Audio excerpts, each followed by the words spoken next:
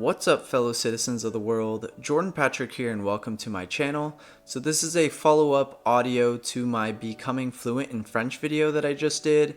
Now this is going to be podcast style, and I'm about to call my mom and we're going to discuss learning a new language and different techniques that you can use and see if these techniques have helped her in her travels in France. So yeah, let's give her a call. Bonjour maman, comment vas-tu? Ça va bien, mon fils. Et toi? Oui, ça va, merci. Oh, it's so nice to see you. I just booked my my tickets to come back for Christmas, so I can't wait to see you. Look enthusiast. You're like, yeah, okay, well, I guess, whatever. So I have some questions. I'm doing this video for how I learned French and how to improve your French. And I mean, recently, the last year and a half or so, you've been pretty serious about doing a little bit of French lessons every day. So how long have you been doing and being consistent using Duolingo? Well, I wanted to explain to you why I started doing it. When I went to Paris the first time, we were in a boulangerie and the lady was kind of rude, and I did not try to speak any French at the time. So I decided, I better try to use some French. This particular time in Duolingo, I'm on day 283 straight days. And before I've done 100 straight days and then I would miss a day. I've done coffee break French, which also it's good to hear it, but I don't get to see it because I'm usually in my car. And then I would do Duolingo. I then could connect what it would look like, what the people were saying on coffee break French. I've also done Rosetta Stone, but Rosetta Stone is so exact that it really didn't fit into my the way I wanted to learn. I didn't want to be academic about it, and so Duolingo actually worked well for my how I wanted to learn.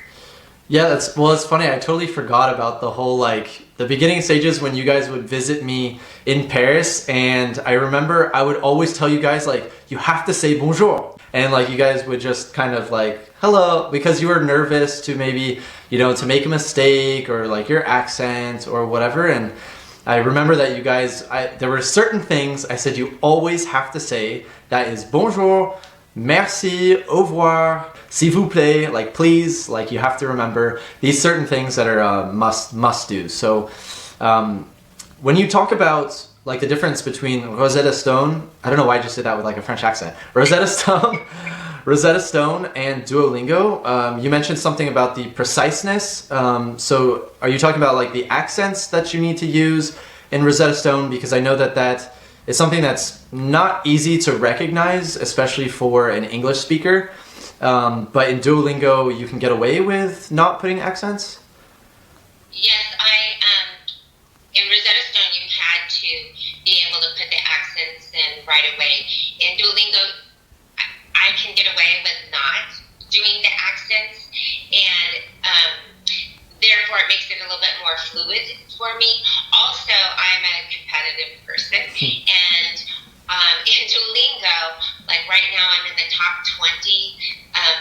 I don't know if it's just recording how many lessons I do or whatever, but I also like that. Rosetta Stone, it was just me against me, and it wasn't that big of a deal, and I didn't have a streak going. So now that I have the streak, I want to keep it going. But yes, that's why the accents are what got me on the Rosetta Stone. Yeah, I would say that it's pretty haunting in the beginning because you can't really recognize the different sounds that come with the different accents, especially if you're doing it on your own and you don't really hear what it sounds like. Then you're not really going to notice the difference between, this E has the accent going this way and then the other one has it going this way, but what's the difference? And for English speakers, that makes it, I think, a little extra tough just because we don't have it in our language, so we don't understand the significance for it. And you mentioned that you like the whole competitive nature of Duolingo, which is really cool. I think that runs in our family. We are very competitive people. But do you have an end goal? Are you expecting, once you get to 1 year, if you're already at 280 days or whatever, is your goal I want to do it now? Okay, make sure that I get it all days of the year? Or Do you have like any sort of end goal or? No, I actually don't have a goal. I just want to be able to, if you're still living in Limoges, I want to still be able to, because they don't speak as much English there, I want to be able to understand and be able to communicate better. When I do go in someplace, I want to be courteous, and I don't want to come across as an American. So I want to try my best. So I don't have a goal at so many days. I'm just going to continue to go, because I do hope to get back to France again and be able to at least read. Reading obviously is easier than speaking, because I don't have anyone to speak French with here. It would be nice if I did, because that would be the element that I'm missing. But maybe down the road I might find someone or some group that are practicing French that maybe I can join. That would be fun. Yeah, so that's actually like I'm glad that you mentioned that, because that's what I did in Paris when I first moved there. So I haven't mentioned that yet in my video, but there are these specific pubs where they have different events throughout the week where you'll have language exchange. So you'll have people that speak either natively English or French, or it doesn't have to be natively, but they speak one of these two languages, and they converse with other people that are wanting to learn the language that they offer. So it's a really great thing. In the beginning, my French was really not present. So it was mainly the other people that are using me to improve their English, which I was fine with. I didn't have a problem with that, because their level of English was just so much better than my French was. But now I feel like I'm at a good place where it would be really helpful for me now to do that if I want to really improve, because most likely my French will be better than some of their English levels, and it's going to be easier for them to speak French than it is for me to understand it than it would be for me to speak English and they understand it. So that's a huge resource in Paris that's available. And in Limoges, I believe that they did have one at Le Frog or something. I don't know. It was at an English pub here as well. But it always had like their meetups were at like 4 p.m., which I'm still working. So I can never go to that, but it's more for students or whatnot. But in Paris, it's always readily available. Spanish and French as well. Yeah, English and French is probably always the most common one. So what would you say are your biggest challenges to learning a language? I mean, I guess you just mentioned that it's hard to find other people to speak with. Is that your biggest challenge? I don't have, although I did have a father last year that was from Lyon.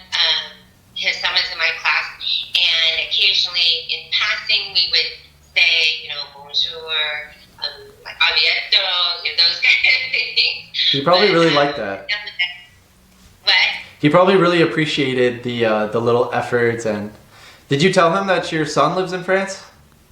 Yes, he knew that you lived in France, and he had gone back to visit. This is prior to COVID. He had gone back to visit his mother in Lyon, and so the other thing is, I was thinking in retirement that it would be easier for me, because right now I do it before I have to go to work in the morning, those kind of things.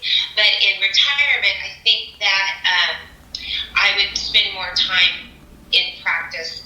Also, because I teach young children English, and we're English speaking, I kind of pick up, I understand the grammatical ways English works. So it makes it easier sometimes when I'm learning the French, because I understand the different grammatical rules that are different in French sometimes. But I thought in retirement, what I could do, like I teach my kids, we sing songs, YouTube videos, songs.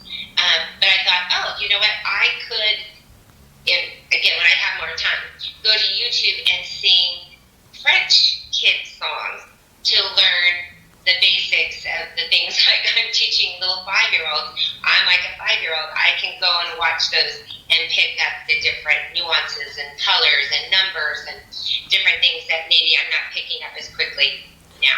I mean, I think that that's a great point, because a child's brain and the way that they're taught is, just based on their senses, right? Like if their parent gives them something, they say that this is une pomme, you know, and then you touch it, you listen, you hear what it's called, and you taste it, and it's like you're using all of your senses.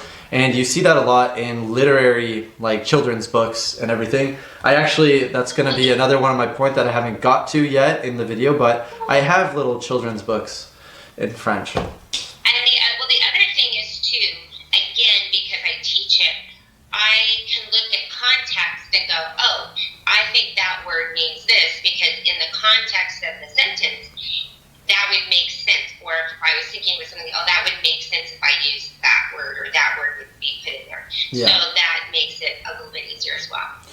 Yeah, I mean, definitely. I think some people are more visual and some people are more, like, it's the way that your brain is wired, right? So, like, for me, I'm much more of a visual learner, and it's much easier for me to read a text, understand what it means, and I'm also much better at writing in French, which is a difficult language to write in. You know that there are so many silent letters and everything, and so for writing, it's a very difficult language to write in because everything just sounds the same, but it's spelled differently. But speaking is a lot harder because you have less time to respond. And when you're writing, you have time to think about it and to, you know, develop your thoughts and then put them on paper. But when it comes to speaking, it's harder because you have to be quick. You know, you don't have the time to think. Would you say that the last time that you visited me in France, at that time, I think you're around 100 days in a row using Duolingo? Like when you did visit France, like were you able to use some of the phrases that you learned through the app? Or did you feel at least a little bit more comfortable speaking or understanding? Like what was your experience the last time you came to France?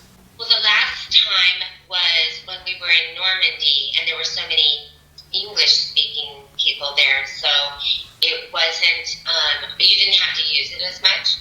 But again, in Limoges, I did go into a few of the pottery places and asked and said, you know, parlez-vous anglais? Those kind of things to see if they could speak English with me. Or I did use it more than I did before. But obviously, I have a lot of work to do before I would feel confident. Again, if I had more conversational French, that would be helpful. And, you know, it's a work in progress, as everything. It's a long road. There is no, you know, I'm going tomorrow and I need to know this much. No, I feel like eventually you're there. I will be coming to France. I will be visiting, bringing friends.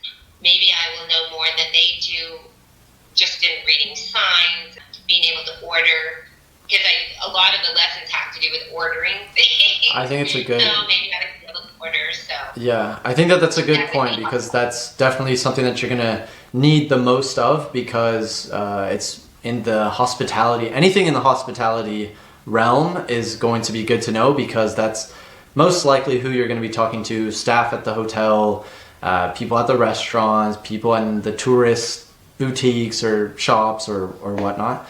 And it's good that when you're traveling with Dad, for sure he's gonna make you be the one to talk to people and he'll just like sit back and let you do your thing. So I think it's good also to have a little bit of that pressure to be the one to speak because it's really just practice that gets you comfortable and gets you to improve is putting in that effort and to do it yourself, you know, like and it's just practice. I have to go because someone's here to pick up the table.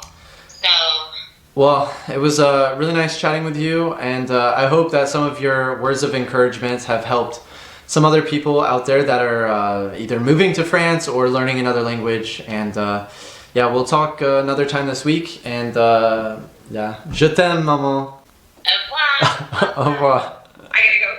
Bye. Bye. It's always so nice to see Mom. I'm a big mama's boy. Well, I hope I got some of that video footage. If not, I do have this footage, so like hopefully I'll be able to have her on the screen showing this, but she has a lot of great points, so I really hope that some of her advice comes in handy for you if you're planning on moving abroad or you're trying to learn a second language from home. So thank you, Mom, for being a part of this video.